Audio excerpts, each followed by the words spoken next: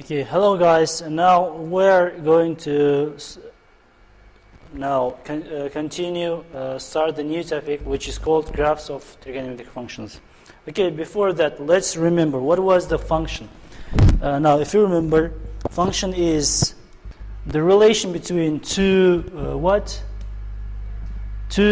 variables, yeah, x and y.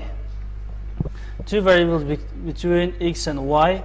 The function is the rule that shows us the relation between these two variables. If you remember, we will take the y as f of x, which is the dependent variable, and x is the independent variable. Yeah?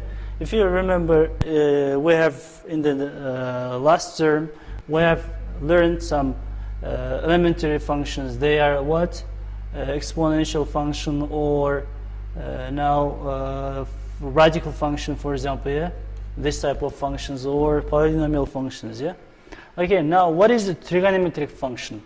Trigonometric function is the function in where at the right side of the equality sign, there are some trigonometric ratios, for example, this one.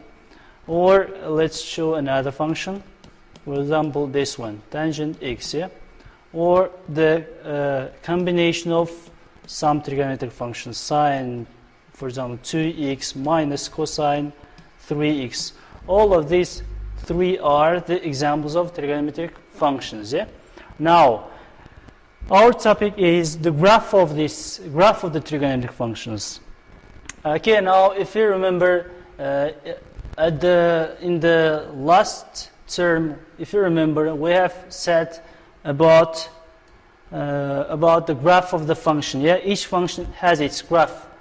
What does that mean? That means we said that the function is the rule that shows the relation between two variables, y and x, and that the graph is just a geometrical solution for our equation, this one, geometrical solution. Now, if you remember, now this shows us the y value of the value of the y variable, and here we have the x is the independent value. This line shows us the values of x variable. This one shows us the values of y variable. And this one function is just a rule that shows the relation between these two variables. Okay, now what is the graph? For when x is 0, and if we substitute 0 to here, we will get 0. That means y for 0 is 0. Okay, this point.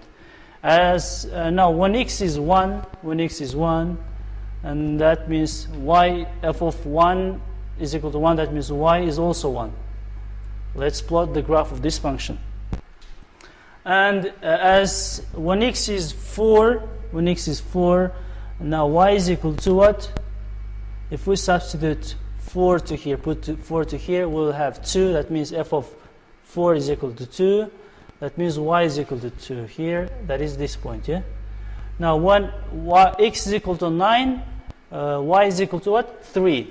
Now, if we continue these lines, we will get what? We will get the graph of this function, yeah? That means on the graph, each point has its x and y variable, x and y coordinates, yeah? Each pair are the solutions for our function. Okay, now let's start our topic. Now here are the trigonometric functions. How to draw the graphs of trigonometric functions.